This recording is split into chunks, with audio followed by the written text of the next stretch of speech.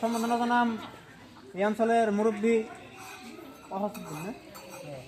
অহাসুদ্দিনের সম্বোধনা জানাবো শাহনাজ।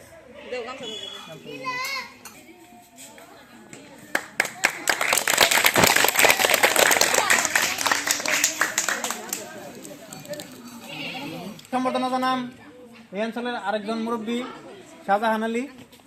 শাহজাহান আলীর সম্বোধনা জানাবো আবিদা খাতুন।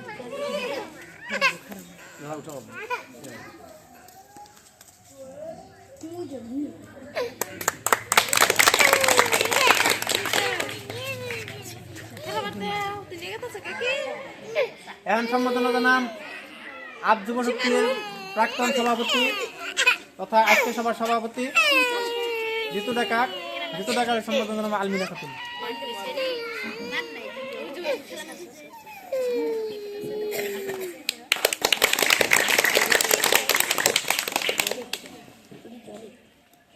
এখন সম্বোধনা জানাম আপ যুব শক্তির বর্তমানের রাজ্যিক সভাপতি বিবেক রায়ের সম্বোধনা জানাবো শাহনাজ খাতুন।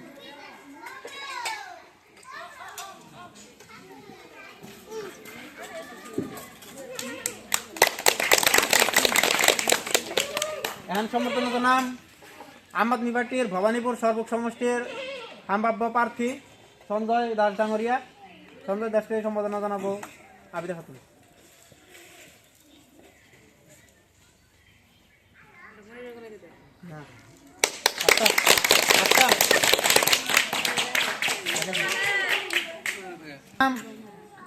হালাপিটা অঞ্চলের আরেকজন মুরব্বী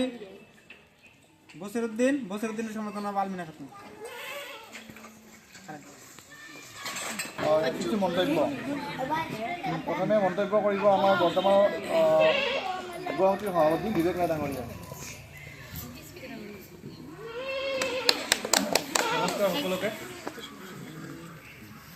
আজি বিশেষকৈ আপুনি কেইটা গম পাইছে আমাৰ মুৰব্বী যোন আমাৰ হেড অৰবিন্দ কেজৰিৱাল চিনি পায়নে নাই? অৰবিন্দ কেজৰিৱালক চিনি পায়। তেখেতে প্ৰাক্তন সভাপতি আছিলে দিল্লীৰ মুখ্যমন্ত্ৰী আছিলে, এতিয়া বৰ্তমান নাই।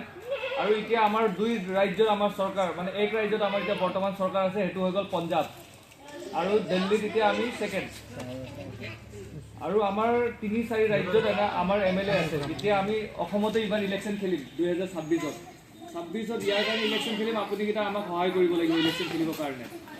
আৰু এই সমষ্টিৰ পৰা আমি তেখেতক আমি টিকেট দিবলৈ কেণ্ডিডেট বনাম। ইয়াৰ পৰা আপুনি তেখেতকেইটাক জিকাব লাগিব। বহুত আপুনিকেইটা কংগ্ৰেছক চালে, বিজেপিকো চালে। বিজেপিয়ে কি কৰিলে? বিজেপিয়ে খালি হিন্দু মুছলিমৰ ৰাজনীতি কৰিলে, ইয়াৰচে বেছি একো কৰা নাই।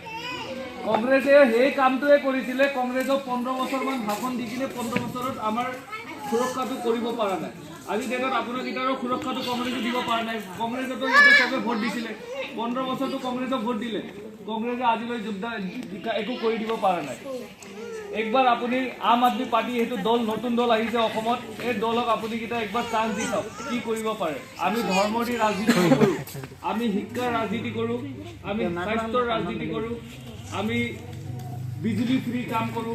দিল্লীত আমি বিজুলী ফ্ৰী কৰিছোঁ, পঞ্জাৱত আমি বিজুলী ফ্ৰী কৰিছোঁ, স্কুল শিক্ষা সেইবোৰ চব ফ্ৰী কৰিছোঁ, পানী পৰ্যন্ত আমি ফ্ৰী কৰি দিছোঁ য'ত আমাৰ চৰকাৰ আছে। এতিয়া অসমত এইবাৰ আমি ইলেকশ্যন খেলিম। আপোনাৰকেইটাৰ আশীৰ্বাদ লাগিব আমাক ইলেকশ্যন খেলাৰ। আপুনিকেইটাৰ আশীৰ্বাদত আমি ইলেকশ্যনত নামিম। আপুনি তেখেতক আমাৰ কেণ্ডিডেটক জিকাব লাগিব। এইবাৰ কেণ্ডিডেট 2026-ত তেখেতে খেলিব। তেখেতক আপুনি কেণ্ডিডেট বনাই জিকাব লাগিব। তেতিয়া আপোনাৰ যি সমস্যা থাকিব তেখেতে সমাধান কৰিব।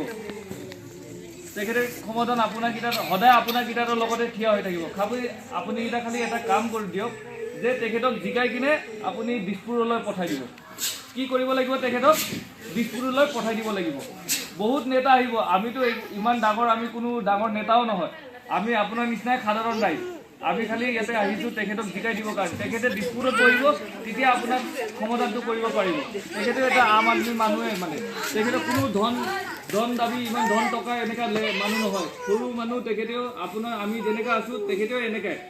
কোনো আমি মন্ত্ৰী ঘৰৰ মানুহ নহয়, কোনো আমি বিধায়কৰ ঘৰৰ মানুহ নহয়। আমাৰ ঘৰৰ মানুহো আমি মানে যেনেকৈ চলিব লাগে আমিও এনেকৈ চলা মানুহ। খালি আমি সুযোগ পাইছোঁ যে নতুন দলে আমাক সুযোগ দিছে। যে আমি কাম কৰিব লাগিব যুৱ প্ৰজন্ম মই এটা ডেকা ল'ৰাই আজি মই ওলাইছোঁ কিয় ৰাজনীতিত নহ'লে মই ৰাজনীতিত ওলাব নালাগিছিলে মই কিবা চাকৰিৰ কাৰণে এপ্লাই কৰিব লাগিছিলে গভৰ্ণমেণ্ট চাকৰি ল'ব লাগিছিলে হয়নে নহয় বৰপেটা জিলাৰ মালাভিটা যি অঞ্চল আজি সমষ্টিবোৰ আমাৰ সৰ্বসমষ্টি আমাৰ সাম্ভাৱ্য প্ৰাৰ্থী আছে সঞ্জয় দাস ডাঙৰীয়া তেওঁৰ নেতৃত্বত আৰু আমাৰ মনিৰুল জামাল ডাঙৰীয়াৰ নেতৃত্বত আজি আমাৰ ভাল যথেষ্ট যোগদান কাৰ্যসূচী এটা হৈছে আমাৰ ইয়াত পুৰুষ মহিলা সকলো মানুহে ইয়াত যোগদান কৰিছে প্ৰায় আমাৰ 100ৰ ওপৰত আমাৰ সংখ্যক আছে যোগদান মানে আমাৰ সদস্য আৰু এই সকলো মানুহে আজি চাওক কংগ্ৰেছ তেওঁলোকে আগতে কংগ্ৰেছলৈ ঢাপলি মাৰিছিল কংগ্ৰেছ বা কমিউনিষ্ট ইয়াত কমিউনিষ্টৰ MLA আছে কমিউনিষ্টৰ সমৰ্থিত MLA আছে আজি চাওক এই শক্তিশালী কংগ্ৰেছ কমিউনিষ্ট থকাৰ পিছত আৰু বিজেপি শক্তিশালী দল থকাৰ পিছতো আজি কংগ্ৰেছে 70 বছৰ লগতে কমিউনিষ্ট তেওঁলোকৰ সহযোগী দল আৰু বিজেপি ইয়াত চৰকাৰ চলাই আছে তাৰপিছতো আজি আমাৰ আম আদমি পাৰ্টি কেজৰিৱাল ডাঙৰীয়াৰ যি কৰ্মৰাজি যি কৰ্মসূচীৰ ওপৰত তেওঁলোকে মানে আকৰ্ষিত হয় আমাৰ আজি আম আদমি পাৰ্টিত তেখেতসকলে যোগদান কৰিছে আৰু তেওঁলোকে বিচাৰিছে যে ভৱিষ্যতে দিল্লী পাঞ্জাবৰ নিচিনাকৈ অসমত যাতে আম আদমি চৰকাৰ আহে আৰু তেওঁলোকৰ যি সমস্যাখিনি দূৰ হয় বিশেষকৈ মহিলাসকলৰ যি সমস্যা আজি চাওক বিজেপি চৰকাৰে বা কংগ্ৰেছ চৰকাৰে আগতে আঁচনি দিছিল আজি বিজেপিয়ে আঁচনিৰে ৰাজনীতি চলাই আছে 1250 টকা দি তেওঁলোকে মহিলাসকলক প্ৰলোভিত কৰি কি কৰিছে আপোনাৰ এপিনে তেওঁলোকে চামুচেৰে দিছে আৰু বেলচেৰে তেওঁলোকে লৈ যাই আছে 1250 টকা তেওঁলোকে আঁচনি দিছে আৰু যুৱসকলক কিছু আঁচনি দিছে কিন্তু কি কৰিছে দাম বাঢ়াইছে সামগ্ৰীৰ দাম বঢ়াইছে আজি যথেষ্ট আকাশলংঘী মূল্য বৃদ্ধি আজি মিঠাতেলৰ দাম 210 টকা লিটাৰ হৈছে প্ৰায় এতিয়া 210 টকা লিটাৰ চাউলৰ কি দিয়া ভাল চাউল খাব লাগিলে 70 টকা কিলো লাগে আপোনাৰ দালি আপোনাৰ 100 টকা কিলো 100 টকা বাঢ়িছে আলু এতিয়া আলুৰ ছিজন আজি আমাৰ বৰপেটা জিলাত আলু কিন্তু আলু এই বৰপেটা 30 টকা খাইছে মই এতিয়া আলোচনা কৰিছিলোঁ 30 টকা আলু কিনি খাব লগা যিটো এটা সময়ত 5 টকা কিলো আছিল এই আলু 30 টকা কিনি খাব লগা হৈছে আজি এনেকুৱা এটা উপায় তেওঁলোকে আঁচনি দি আছে ধুনীয়া ধাৰ লৈছে ৰুৰাল বেংকৰ পৰা লৈ তেওঁলোকে আঁচনি দিছে কি কৰিছে ভোট কিনিব লাগে আৰু মহিলাসকল ভাবিছে মহিলাসকলটো সহজতে প্ৰলোভন যায় মানে ভুল যায় মানে যোনটো মানে অন্তৰ ঢিলা ন মহিলাসকলৰ তো মহিলাকক আঁচনি দিছে প্ৰায় বিজেপি চৰকাৰে কংগ্ৰেছে যিখিনি কৰিছিল বিজেপি তাতকৈ বেছি বেয়া কৰিছে কংগ্ৰেছ যদি আপোনাৰ আঁচনি দিছিল 500 টকাৰ তেওঁলোকে এতিয়া লাহে লাহে মানে 1500 টকা আঁচনি কৰিব 1250 টকা বঢ়াব আঁচনিখিনি দি কি হৈছে মানে ভোট বেংক বনাই আছে আৰু চাওক ভাৰতবৰ্ষত বিশেষকৈ অসমত আপোনাৰ 40% মহিলা আছে এই 40% যি মহিলাক আঁচনিৰ জৰিয়তে প্ৰলোভিত কৰিব পাৰে বিজেপি চৰকাৰ আকৌ আহিব তেওঁলোকে তো আমাৰ ৰাইজে এই সংবাদ মাধ্যমৰ জৰিয়তে মই ৰাইজক জনাব বিচাৰোঁ গোটেই অসমৰ ৰাইজক জনাব বিচাৰোঁ তেওঁলোকে যাতে আঁচনি যাতে তেওঁলোকে প্ৰলোভিত নহয় আৰু আঁচনি বাদ দিয়ক আৰু এনেকুৱা এটা পাৰ্টিক তেওঁলোকে নিৰ্বাচন কৰক যিটো পাৰ্টিয়ে সকলো জনসাধাৰণক উন্নয়ন কৰিব পাৰে সকলো স্তৰৰ জনসাধাৰণক উন্নয়ন কৰিব পাৰে স্বাস্থ্যখণ্ডত তেওঁলোকে উন্নতি কৰিছে আৰু চাওক আজি আমাৰ কয় যে 12 ঘণ্টা মানে যোনটো আকস্মিক যোনটো হেৰি মানে 24 ঘণ্টা চিকিৎসা ফ্ৰী বুলি কয় চৰকাৰী হস্পিটেল কিন্তু সেইটো সম্পূৰ্ণ মিছা কথা আজি আপুনি যাক ইমাৰ্জেঞ্চিত যাক আপুনি পে'মেণ্ট কৰিব লাগিব বৰপেটা মেডিকেল কলেজ আমি গুৱাহাটী মেডিকেল কলেজত পে'মেণ্ট কৰিব লাগিব পে'মেণ্ট কৰি আপুনি চিকিৎসা হ'ব কি কৰিছে তেওঁলোকে স্বাস্থ্যখণ্ডত তেওঁলোকে উন্নতি বুলি অলপ হস্পিটেল বনাই আছে কিন্তু কি হ'ল হস্পিটেলত আপোনাৰ ডক্টৰ এভেইলেবল নাপায় নাৰ্ছৰ যি ব্যৱহাৰ আমাৰ অসমৰ যিবিলাক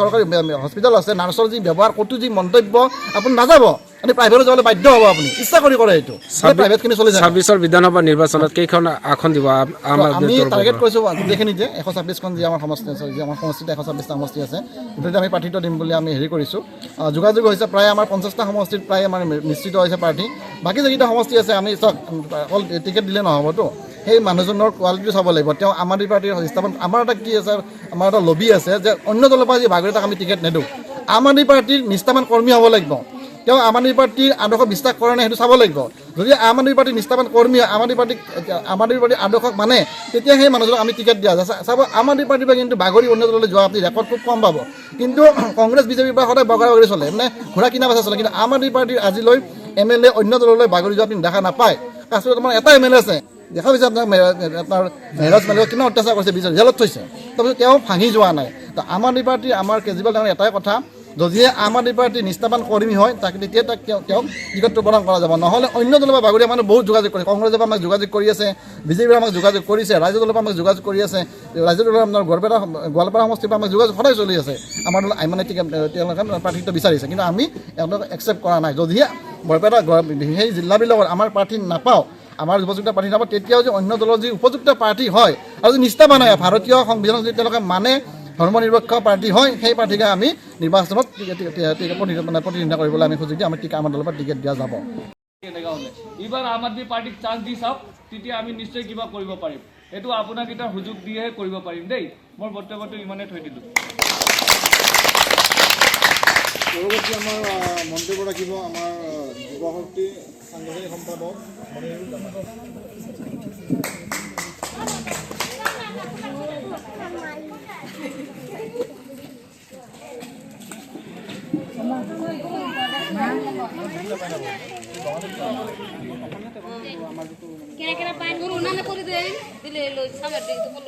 যিয়ে নহওক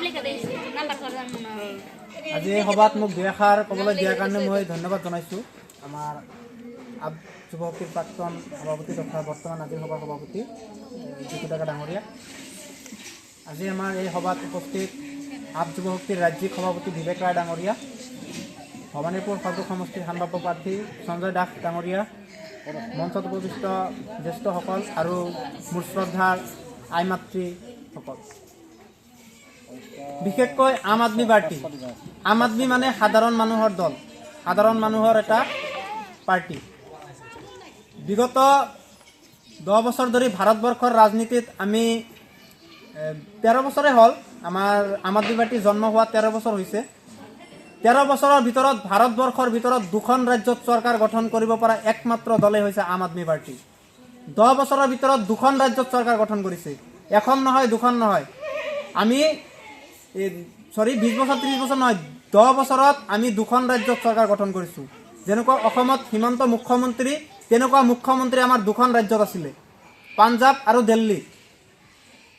আৰু বৰ্তমান সময়ত এই আম আদমি পাৰ্টি গোটেই ভাৰতবৰ্ষৰ ভিতৰত মানে এক উল্লেখযোগ্য স্থানত আছে। এছামিজ বুঝুন কিনা বাংলায় কম লাগবো না, যদি বাংলা কইলে যদি সবাই বুঝুন তাহলে বাংলায় কম।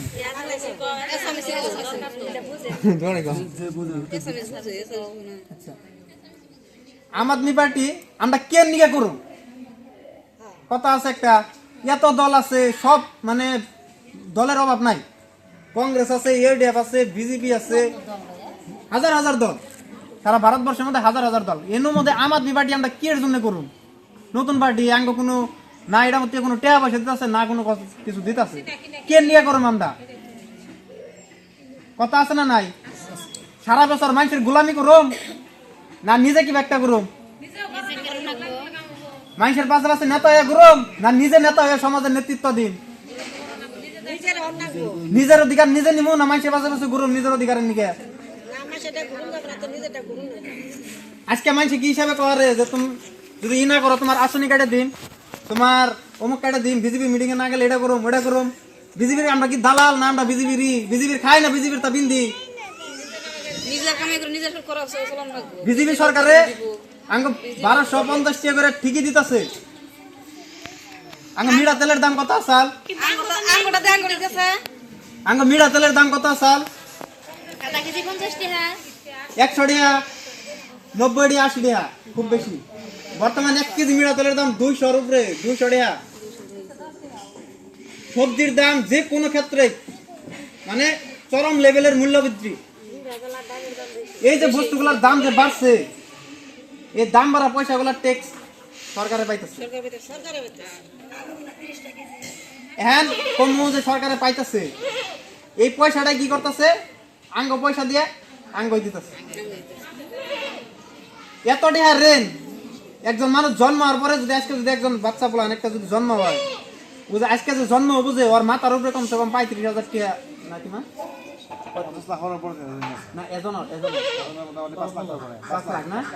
5 লাখ একজন মানুষ আজকে জন্ম হইলো, একজন মানুষ আজকে জন্ম হইলো ওর মাথার উপরে 5 লাখ টাকার ঋণ। আজকে একটা বাচ্চা জন্ম হইলো, বাচ্চার 50 লাখ টাকার 5 লাখ টাকার ঋণ।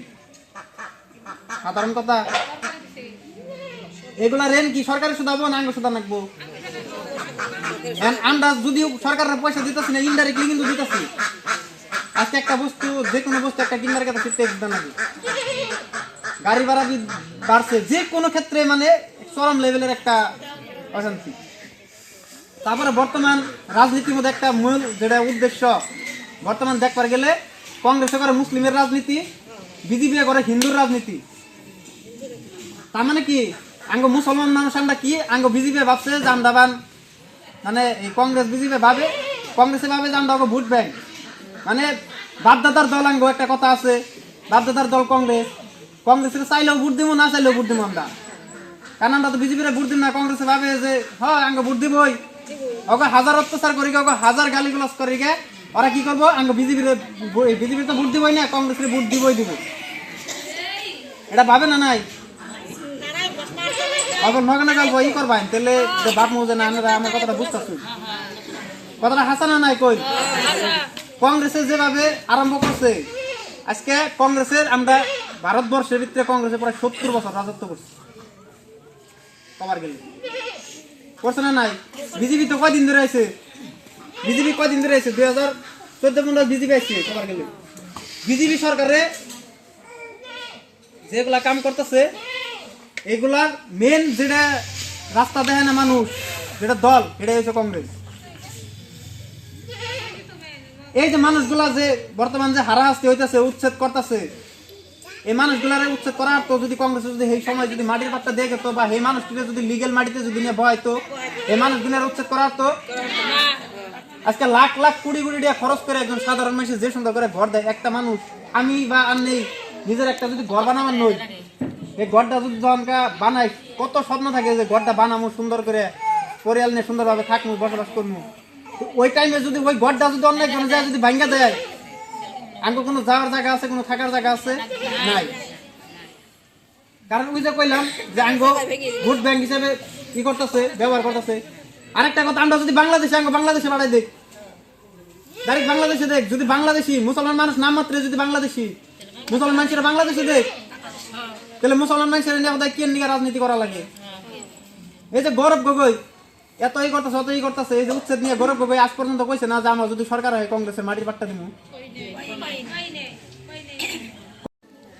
প্রথমে মই সংবাদ মাধ্যমক ধন্যবাদ জানাইছোঁ আজি বালাপিঠাত 21 নং ভবানীপুৰ সৰ্ব সমষ্টিত আম আদমি পাৰ্টিৰ প্ৰতি যিটো ৰাইজৰ বিপুল সমৰ্থন দেখিবলৈ পাইছোঁ মানে একদম মানে খুবেই মই উৎসাহিত হৈছোঁ কাৰণ এটা নতুন দল আম আদমি পাৰ্টি মানে আমাৰ ভবানীপুৰ সৰ্ব সমষ্টিত মানে এতিয়ালৈকে বা অসমতো কোনো এটা ঠাইতে নিৰ্বাচনত অংশগ্ৰহণ কৰা নাই মানে বিধানসভাত এবাৰ প্ৰথমে বিধানসভা নিৰ্বাচনত অংশগ্ৰহণ কৰিব তো আৰু এইটো আমাৰ প্ৰথম মানে বিধানসভা নিৰ্বাচন উপলক্ষে ভবানীপুৰ সৰ্ব সমষ্টিত এখন সভা অনুষ্ঠিত কৰিছিলোঁ তাতে 100তকৈ অধিক মানে এখন অঞ্চলৰ আইমাতৃসকলে আহি স্ব ইচ্ছাৰে মানে আম আদমি পাৰ্টিত যোগদান কৰিলে তো মোৰ ধাৰণা হৈছে যে আম আদমি পাৰ্টিয়ে দেশৰ ৰাজনীতিক এক মানে অসমৰ ৰাজনীতিত এক উল্লেখযোগ্য পৰিৱৰ্তন আনিবলৈ গৈ আছে আৰু মই শ্ৰদ্ধাৰ আইমাতৃসকলকো মই ধন্যবাদ জনাইছোঁ যে আপোনালোকে ইমান সময় আম আদমি পাৰ্টিৰ বিষয়ে শুনি আম আদমি পাৰ্টিৰ নীতি আদৰ্শৰ প্ৰতি আকৃষ্ট হৈ দলত যোগদান কৰিছে তাৰ বাবে মই সকলোকে ধন্যবাদ জনাইছোঁ আৰু আম আদমি পাৰ্টিলৈ